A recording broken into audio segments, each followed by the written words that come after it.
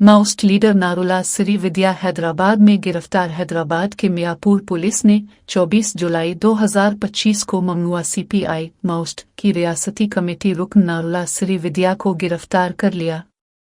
नारुला सिरीविद्या तेलंगाना के तिरुमिलापुरम गांव की रहने वाली है और उसके सर पर 5 लाख रुपए का इनाम मुकर्रर था। वो 1992 में अपने भाई के असर और रसूख से माओइस्ट तहरीक में शामिल हुई थी। इसने आंध्र प्रदेश और ओडिशा के इजला विशाखापट्टनम, मिल्कानगिरी, कोरापुट और छत्तीसगढ़ में कबायली नौजवानों की भर्ती में अहम किरदार अदा किया। सिरीविद्या ने पार्टी में कई आला ओहदे संभाले और तंजीमी सरगर्मियों को फ़ाल तौर पर अंजाम दिया। 2019 में एलबी नगर पुलिस स्टेशन में दर्ज एक मुजरिमाना साजिश के मुकदमे में भी इसका नाम शामिल है।